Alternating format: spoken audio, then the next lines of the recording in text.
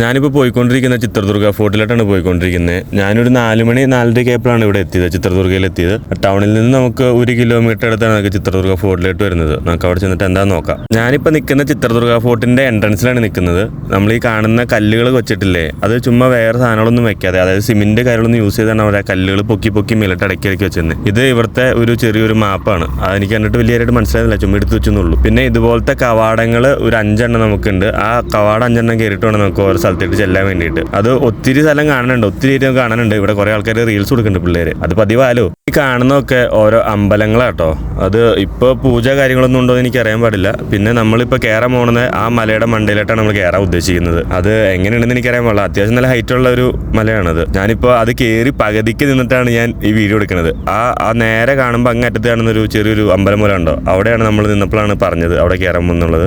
5 കവാടങ്ങളാണ് ഞാൻ ഏകദേശം എണ്ണിയത്. പിന്നെ എനിക്ക് ഇവിടുത്തെ കറക്റ്റ് ചരിത്രങ്ങൾ എനിക്ക് പറഞ്ഞു തരാൻ അറിയാൻ പാടില്ലാത്തതുകൊണ്ട് ഞാൻ എന്തായാലും എൻ്റെ കമന്റ് ബോക്സിനകത്ത് ഞാൻ പിൻ ചെയ്തിട്ടേക്കാം. ജസ്റ്റ് ഒന്ന് വായിച്ചു നോക്കുകയാണെങ്കിൽ എനിക്ക് ഇച്ചിരി കംഫർട്ടായിട്ട് മനസ്സിലാവും അത്. പിന്നെ ഇത് ശരിക്കും ചിത്രദുർഗയുടെ ആ ടൗൺ ഏരിയ ഫുള്ള് നമുക്ക് അത്യാവശ്യം എൻ്റെ മേളിൽ നിന്ന് കാണാൻ പറ്റും. ഇത് പകുതിക്ക് എന്നിട്ടുള്ള വ്യൂ ആണ് ഈ കാണുന്നത്. പിന്നെ എൻ്റെ മേളിൽ ചെല്ലുമ്പോൾ വ്യൂ ഞാൻ കാണിച്ചു തരാം. ഈ കാണുന്നതാണ് ഏറ്റവും മേളിൽ നിന്നുള്ള വ്യൂ. ഞാൻ ആ താഴെ നിന്ന് കാണിച്ച സ്ഥലമാണ് ഇപ്പോൾ ഞാൻ കയറി നിൽക്കുന്നത്. പിന്നെ ഞാൻ ആ നിന്ന സ്ഥലമാണ് ഏറ്റവും ഫ്രണ്ടിൽ കാണുന്നത്, അങ്ങറ്റത്തുള്ളത്.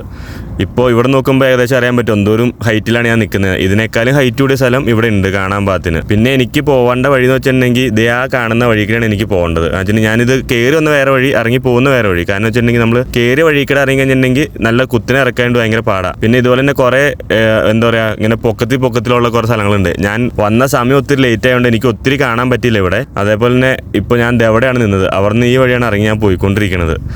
പിന്നെ എന്താ പറയുക, അടിപൊളി സ്ഥലമാണ്, എനിക്ക് ശരിക്കും ഇഷ്ടപ്പെട്ടു. അതുപോലെ സൂക്ഷിച്ച് എന്തായാലും ഇപ്പോൾ എന്താ ട്രക്കിങ് ചെയ്യാൻ താല്പര്യമുള്ളവർക്ക് നല്ല രീതിയിൽ സൂപ്പർ ട്രക്കിങ് ചെയ്യാം. അത്യാവശ്യം നടക്കാനും കാര്യങ്ങളൊക്കെ ഉണ്ട്, കിലോമീറ്ററോളം നടക്കാനും കാര്യങ്ങളൊക്കെ ഉണ്ട്. പിന്നെ ഈ കാണുന്നതാണ് ഏറ്റവും മേളിൽ നിന്ന് 2 പേര് ഇറങ്ങി വന്നുണ്ടോ. അവിടെ ഒരു വെള്ള ഉടുപ്പും ഒരു ചുമപ്പ് ഉടുപ്പും കാണാൻ പറ്റുമെന്ന് അറിയാൻ പാടില്ല. അവിടെ 2 പേര് ഇറങ്ങി വന്നത്, അവർ എൻ്റെ കൂടെ മേളിലുണ്ടായിരുന്നതാണ്. അവർ പിന്നെ പയ്യെ കുറേ ഫോട്ടോസും കാര്യങ്ങളൊക്കെ എടുത്തിട്ട് അവർ ഇറങ്ങിപ്പോന്നു. ഞാൻ പിന്നെ പെട്ടെന്ന് ഇറങ്ങി പോകുന്നു. കാരണം വെച്ചിട്ടുണ്ടെങ്കിൽ ബിസിലടിക്കൽ തുടങ്ങിയായിരുന്നു. കാരണം ഞാൻ കയറി വന്നപ്പോൾ വെച്ചാൽ ലേറ്റ് ആയിരുന്നു. ഞാൻ പിന്നെ എത്രയും പെട്ടെന്ന് കയറി അത്യാവശ്യം സ്ഥലങ്ങൾ കാണാനുള്ള രീതിയിലാണ് ഞാൻ കയറിയത്. പിന്നെ നമ്മൾ താഴത്തേട്ട് വന്നു കഴിയുമ്പോൾ കാണാനുള്ള ഇതുപോലെയുള്ള കാര്യങ്ങളൊക്കെയാണ്, കുറേ പണ്ടത്തെ രീതിയിൽ പണിതേക്കുന്ന സ്ഥലങ്ങൾ. എനിക്ക് എന്താ അത്ഭുതം എന്ന് വെച്ചിട്ടുണ്ടെങ്കിലോ, ഇവർ ഈ പണ്ടത്തെ കാലത്ത് ക്രെയിനും കാര്യങ്ങളില്ലാതെ എങ്ങനെ ഇവർ ഈ കല്ലുകളൊക്കെ മേളിൽ അടക്കി വെച്ചു എന്നുള്ളതാണ് ഞാൻ ഇങ്ങനെ അത്ഭുതത്തോട് നോക്കണേ. അതുണ്ടെങ്കിൽ അടിപൊളിയാണ് ഇവരുടെ പണികളും കാര്യങ്ങളൊക്കെ. പിന്നെ എനിക്ക് ഇങ്ങനെയാണ് എനിക്ക് പറഞ്ഞു തരാൻ അറിയാം മോള് കറക്റ്റായിട്ട്. അതിൻ്റെ ചരിത്രങ്ങളും കാര്യങ്ങളൊക്കെ എന്തായാലും കമന്റ് ബോക്സിനകത്ത് പിൻ ചെയ്ത് വെക്കുക. അപ്പോൾ എന്തായാലും നിങ്ങൾ കയറി വായിച്ചു നോക്കുക. പിന്നെ അത്ര വലിയ ബ്ലോഗറൊന്നും അല്ല ഞാൻ, എന്നാലും എൻ്റെ വീഡിയോ എല്ലാവർക്കും ഇഷ്ടപ്പെടുന്നു വിചാരിക്കുന്നു. അപ്പോൾ ഇനി പുതിയ വീഡിയോസ് കാണുന്നവരേക്കും എല്ലാവർക്കും ബൈ.